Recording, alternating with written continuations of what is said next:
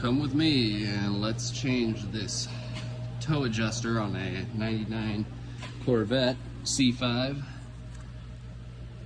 There's our joint in question. Nice cracked boot there. Oh yeah, high quality. We're gonna go ahead and replace both rear end today. Got GM OEM parts. GM. Go ahead and crack these open. Oh yeah, nice and new. Of course I can't get the boot off with my one hand. Looks like we got toe adjuster, some hardware, got a lock nut, a couple of retaining nuts. So this will go on cherry. First things first, I'm not Mr. Monopoly and I don't have an alignment rack. So we're gonna go ahead and a little fail-safe method here. We are going to mark the location where that lock nut stops. Had to readjust my camera there so y'all can see. Basically, I'm just gonna dump a little bit of paint right there. And that'll give us our lock nut stop. This is driver rear and passenger rear. Now that we let our paint dry a little bit, we're gonna go ahead and take a 22 millimeter, get that to break open. Gotta grab Big Bertha for a little assistance here. Go ahead and, oh boy, she's on there. There we go. A little loose. Now we're gonna go ahead and take our 18 millimeter, see if our little Milwaukee can't pop this out. Oh, like butter.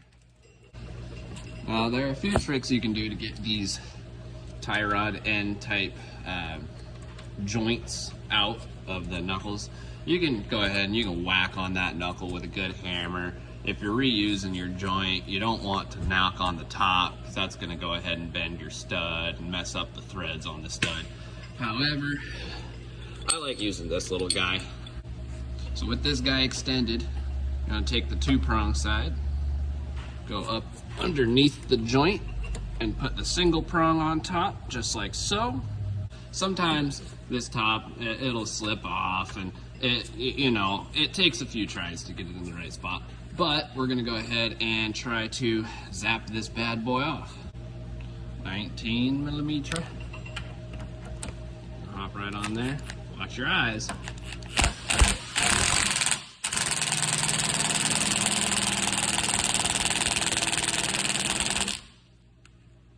What's going on? There it goes. Cash money. You go ahead, take your lock nut off, slip your joint out, bada bing, bada boom, knuckles out the way. That method is much better than beating the knuckle to crap with a big hammer. Oh, I love that tool. So, even though we marked our threads there, we're still gonna wanna count how many turns off that this guy is, just to give us a little more accurate reassembly. You know, if you got an alignment rack, don't even listen to me. But no alignment rack, do this, and you'll get back close to where you were. I'm gonna have to grab a wrench to hold this inner tie rod end. Well, that bad boy was pretty stuck on there. I had to grab a pipe wrench. Just went ahead and went right there on the end. Counter held with my wrench up top on the inner tie rod there and broke it free. So now that we're loose, we're gonna wanna go ahead and count how many turns out we are. Oh boy, this thing. Oh, she's still so tight.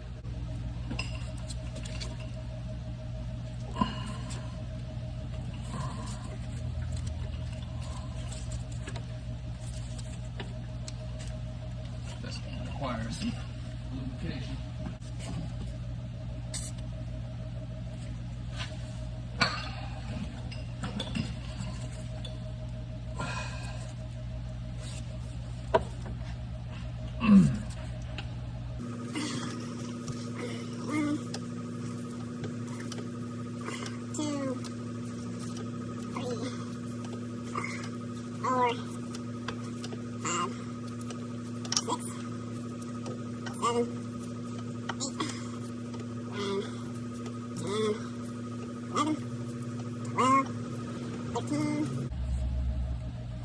14.25. Now that we got our tie rod end off, we're gonna go ahead and pull this bad boy down. We're gonna have to really be eyeballing. You can almost see where our threads are nice and dirty, where this nut hasn't been. So we'll get it nice and close back and go ahead and reassemble.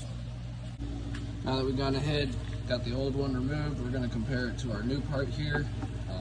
Given this is a OEM GM part, I don't see why there would be any difference, but we always like to check. And those look like they are about the perfect length, so that's awesome. We're gonna go ahead and take these parts and reassemble. So, first things first, grab the chair. We're gonna go ahead, take our lock nut, slide that guy back on, and we're gonna get it generally right about to the area where the old one came off. It doesn't need to be perfect right now, but we don't want it too far down the inner tie rod end, because that way we won't be able to get our tie rod all the way up. So we're gonna go ahead and get it probably right about to there or so. Now, we're gonna go ahead, take our tie rod end here, and we got, shoot, what was it? 14.25. Okay, so we're gonna line it up, compensate for our quarter turn. There's our quarter, and it's holding thread, so that's good. We got 1, 2, 3, 4, 5, 6, 7, 8, 9, 10, 11, 12, 13, 14. Now you see that how there's that little bit of space on our lock nut. We're gonna go ahead and slide that right back towards our tie rod, and bada bing, bada boom. That's looking about perfect. While we've got everything loose, angle our knuckle back, and we're gonna go ahead, grab our new joint nut, slide that right on top. Boom, now to torque everything down. Or take my wrench off of here. Whoops. Now here's our installation procedure. You'll see here we have our outer tie rod end jamb nut, or lock nut as I have been calling it, which it is a jamb nut, and our tie rod end stud nut. We're going to go ahead, install the outer tie rod end to rear suspension adjustment link, did that. Install the outer tie rod end into the suspension knuckle, did that.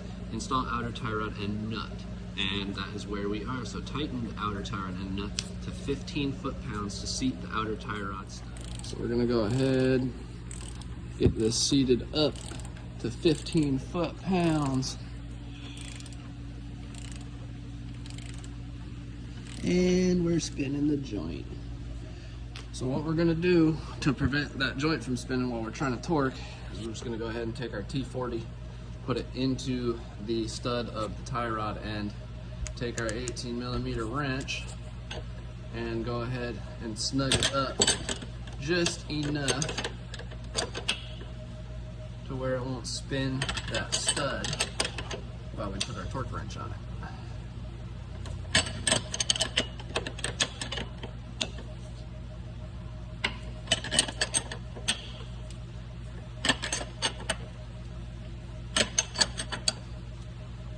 Should be just enough.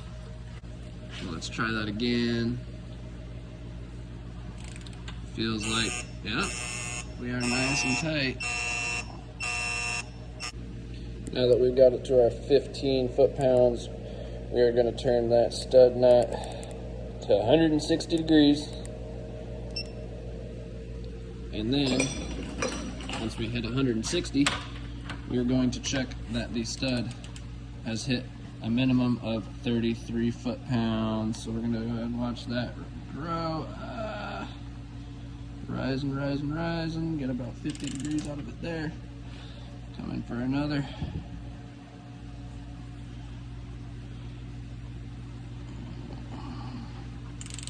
115, got 45 more to go.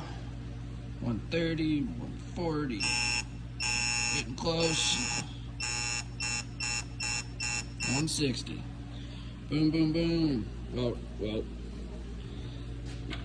Can I get 2 more degrees out of you? Yeah, we got 2 more degrees there. Now we're gonna go ahead and set our torque wrench to 33, just to make sure that our stud nut has hit 33 foot-pounds. And we are, we needed a little bit more. 30. 31. Spinning stud maybe. 32. 33.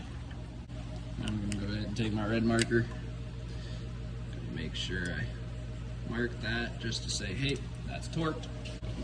Now there's no torque specification for this Jamb nut. So what we're gonna do, we're gonna go ahead and get her snug, tighten her up as good as we can.